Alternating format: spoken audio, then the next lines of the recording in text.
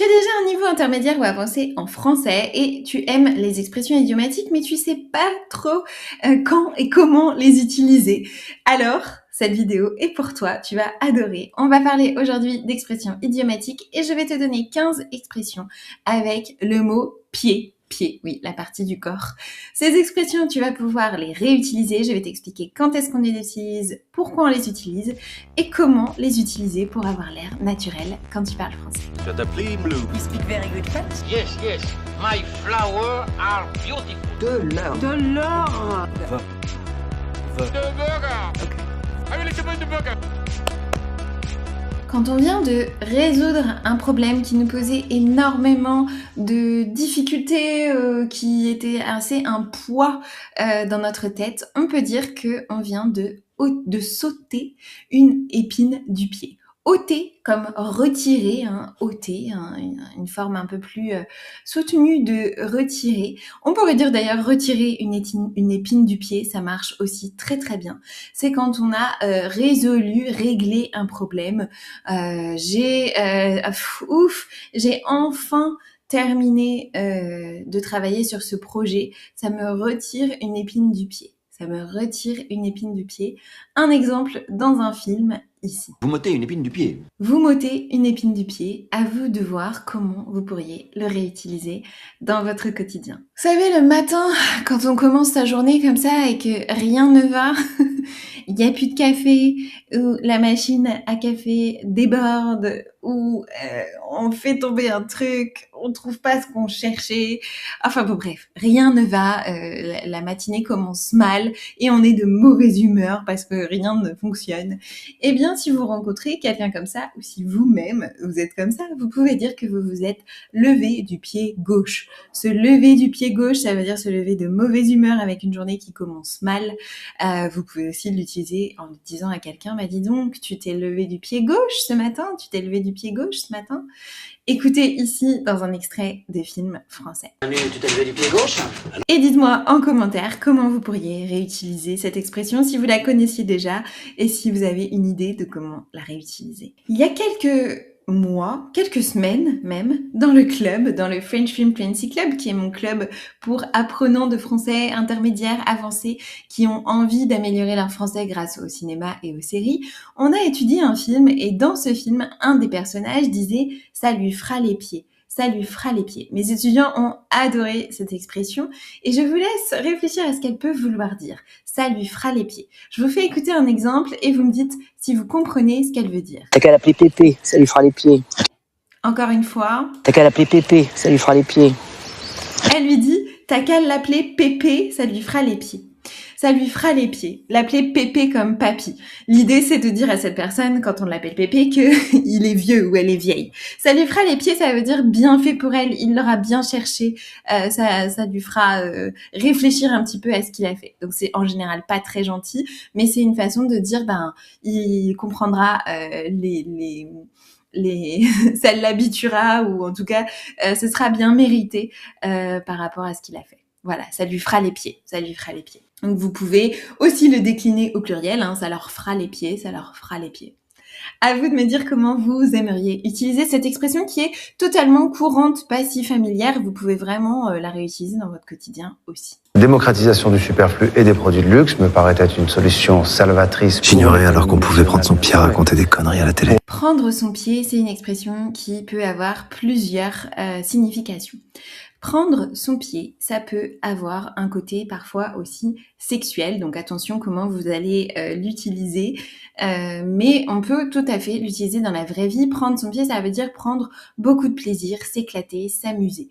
Selon le contexte, voilà, ça peut être un petit peu connoté, donc à vous de choisir ou de bien redonner le contexte quand vous allez utiliser cette expression. Ici, il dit qu'il ignorait qu'on pouvait prendre son pied en racontant des conneries à la télé.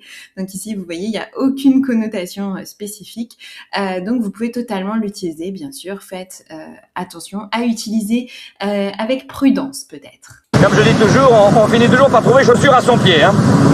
Vous reconnaissez ici de grands acteurs français et une expression qui est hyper courante et aussi un petit peu ce genre d'expression qui veulent rien dire, qui sont un petit peu énervantes comme des grands dogmes un peu sur la vie, quoi. On finit toujours par trouver chaussure à son pied. Trouver chaussure à son pied, ça veut dire trouver ce qui nous correspond, ce qui nous convient, ce qui est parfait pour nous. Ça peut être dans énormément de domaines. Ça peut être pour un partenaire, ça peut être pour un travail, ça peut être pour, je sais pas moi, une maison, une voiture, peu importe, une solution qui nous convient. Donc, trouver chaussure à son pied, ça veut dire trouver quelque chose qui nous convient parfaitement, une chaussure qui va très bien avec notre pied, par exemple. Je fais une petite pause dans ma liste pour te parler de mon pack vocabulaire série Netflix que tu vois ici. C'est un pack qui te permet de mieux comprendre les séries que tu regardes sur Netflix. J'ai choisi 10 séries sur des sujets très différents et des sujets très importants. On y parle de politique, de couple.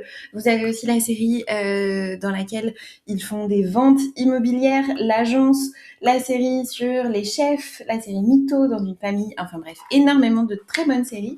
Et pour chacune de ces séries, je suis allée relever du vocabulaire important, notamment dans les premiers épisodes, et des mots qui peuvent vous aider à mieux comprendre et à avoir un français qui est un petit peu plus naturel, un peu plus quotidien, un français plutôt que vous allez entendre dans les films et les séries. C'est le pack vocabulaire série Netflix. Il y a plus de 200 mots avec des traductions et des exemples de phrases autour de 10 séries françaises. Quand quelqu'un fait quelque chose très mal fait, on pourrait dire que c'est comme s'il le faisait avec les pieds, par exemple. Et donc, on va dire qu'il fait comme un pied. Donc, par exemple, quelqu'un qui joue de la musique comme un pied, il va jouer comme un pied. Il joue comme un pied.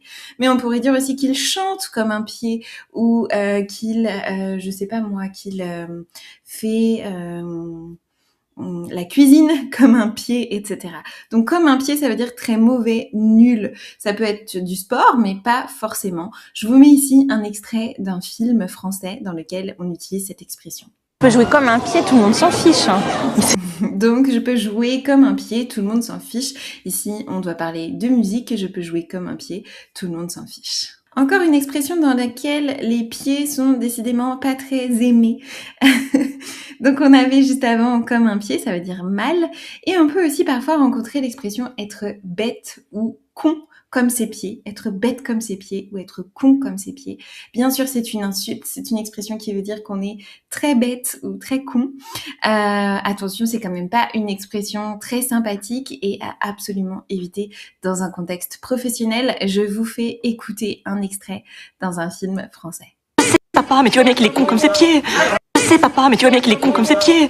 Con comme ses pieds, con comme ses pieds. Voilà, à réutiliser donc avec prudence. Il y a des moments dans la vie où on a besoin de tout tenter et de faire tout notre possible pour que ça réussisse ou pour obtenir quelque chose. Et dans ces cas-là, on peut dire qu'on fait des pieds et des mains. J'ai fait des pieds et des mains pour obtenir ce rendez-vous. J'ai fait des pieds et des mains pour obtenir cette consultation. Je vous donne un autre exemple dans un film français. Elena, j'ai fait des pieds et des mains pour me libérer aujourd'hui. J'ai fait des pieds et des mains pour me libérer aujourd'hui. J'ai fait des pieds et des mains. Ça veut vraiment dire qu'on a fait beaucoup d'efforts, qu'on a fait tous les efforts possibles, qu'on a tout tenté pour cette chose. Faire des pieds et des mains. Combien de temps que tu vis sur la pointe des pieds avec moi, chérie? Ça fait combien de temps que tu vis sur la pointe des pieds avec moi, chérie? Christophe Honoré, un de mes cinéastes préférés, avec ici Benjamin Biolay et Chiara Mastroianni. Magnifique. Y aller sur la pointe des pieds. Donc il lui dit depuis combien de temps tu vis sur la pointe des pieds avec moi. Être sur la pointe des pieds, aller sur la pointe des pieds, faire quelque chose sur la pointe des pieds, ça veut dire avec prudence, avec délicatesse. Par exemple, certaines des expressions dont je vous ai parlé dans cette vidéo sont à utiliser sur la pointe des pieds. On pourrait dire quelque chose comme ça. On l'utilise pas aussi fréquemment, mais ça peut être utilisé. C'est pas une expression très courante, mais je trouvais que l'exemple de ce film était très joli. Il est arrivé ici, nous a mis au pied du mur, pour ainsi dire. Meilleure actrice du cinéma français, meilleur film du cinéma français, Cuisine et Dépendance. Je vous le recommande, mais tellement. Et encore une expression avec pied, mettre au pied du mur. Il nous a mis au pied du mur.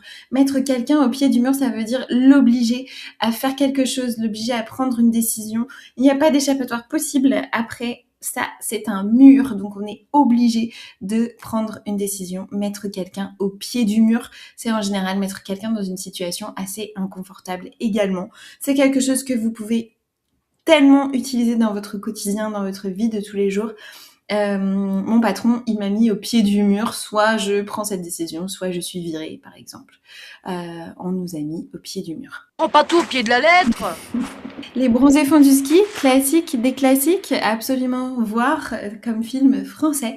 Elle lui dit, ne prends pas tout au pied de la lettre. Prendre quelque chose au pied de la lettre, ça veut dire de façon très littérale, sans comprendre les choses qui sont implicites ou l'humour. Ça veut dire faire exactement les choses telles qu'elles sont dites, telles qu'elles sont demandées. Ne prends pas tout au pied de la lettre. Prendre quelque chose au pied de la lettre, on peut aussi le mettre à la forme positive, bien sûr, ça veut dire vraiment suivre les indications ou les choses qui sont dites au pied de la lettre de manière exacte, formelle, littérale. Voilà, prendre au pied de la lettre. Une expression plus courante, moderne, une expression qu'on peut quand même utiliser assez régulièrement, même si elle peut avoir un caractère un petit peu, ou en tout cas une connotation un peu violente, mais en fait pas tellement. C'est l'expression se tirer une balle dans le pied. Donc se tirer une balle dans le pied, ça fait référence à la balle du pistolet, du revolver qu'on va se tirer soi-même dans le pied. En gros, ça veut dire que on fait de manière assez consciente et assez volontaire quelque chose qui va nous nuire ou nous pénaliser. On va se tirer une balle dans le pied. Par exemple, dans cet extrait de film. On se tire une balle dans le pied. On se tire une balle dans le pied. On se tire une balle dans le pied. On se tire une balle dans le pied. Donc ça peut être une manière d'analyser une situation, de faire une sorte de conclusion sur la manière dont on a agi dans une certaine situation, mais ça peut être aussi pour prévoir. Attention, si on fait ça, on va se tirer une balle dans le pied. Voilà, donc on va faire quelque chose qui nous pénalise nous-mêmes. Une expression parfaite pour l'été avec le mot pied, qui est d'ailleurs une expression qu'on va utiliser uniquement près de la mer. On va dire avoir le pied marin. Avoir le pied marin. À votre avis, qu'est-ce que ça veut dire avoir le pied marin? Parfois, on a la main verte. Ici, avoir le pied marin, ça veut dire qu'on est à l'aise sur l'eau, sur un bateau. On n'a pas le mal de mer, on a le pied marin. Extrait ici du film Contes d'été d'Éric Rohmer. Écoutez ça. On a le pied marin tous les deux. On a le pied marin tous les deux. On a le pied marin tous les deux. Est-ce que vous avez le pied marin? Au début, on n'ose pas, on fait son timide et puis on finit par danser sur son bureau pour montrer à maman qu'on en a encore sous le pied. En avoir encore sous le pied. Montrer à maman qu'on en a encore sous le pied. En avoir encore sous le pied, ça veut dire qu'on a encore de l'énergie, des ressources, de la marge. Pour moi, ça fait référence au pied sur l'accélérateur dans la voiture. Donc, quand on en a encore sous le pied, ça veut dire qu'on a encore la possibilité d'appuyer pour accélérer. Donc, ça veut dire qu'on a encore de l'énergie, on a encore la forme, j'en ai encore sous le pied. Je sais pas, par exemple, vous avez longtemps travaillé sur un projet, vous êtes un peu fatigué et votre collègue vous dit, bah, si tu veux, on arrête. Vous pouvez dire, non, t'inquiète pas, j'en ai encore sous le pied.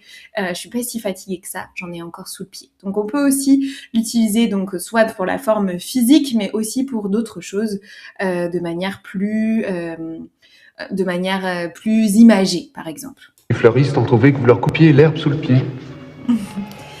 Couper l'herbe sous le pied de quelqu'un, couper l'herbe sous le pied de quelqu'un, c'est une expression avec pied encore, et c'est une expression qui parle de l'herbe. À votre avis, quand on coupe l'herbe sous le pied de quelqu'un, ça veut dire quoi? Si vous imaginez l'image, ça veut dire que on est en train de devancer quelqu'un, on l'empêche de faire quelque chose qu'il avait prévu de faire. Donc, par exemple, marcher sur l'herbe telle qu'elle était coupée, on lui coupe l'herbe sous le pied, on devance quelqu'un, on fait quelque chose avant quelqu'un d'autre et on l'empêche d'agir. Couper l'herbe sous le pied de quelqu'un, c'est une expression qui est très courante, qui est pas du tout familière. Vous voyez ici le contexte du film que je vous ai montré juste avant, ça a un contexte plutôt même formel puisqu'on utilise le vouvoiement. Donc vous pouvez vraiment l'utiliser dans plein de situations couper l'herbe sous le pied. Et voilà, vous avez 15 nouvelles expressions avec le mot pied. Bien sûr, il n'est pas nécessaire de toutes les retenir. Gardez celles que vous préférez. Dites-moi en commentaire d'ailleurs celles que vous préférez et que vous allez réutiliser.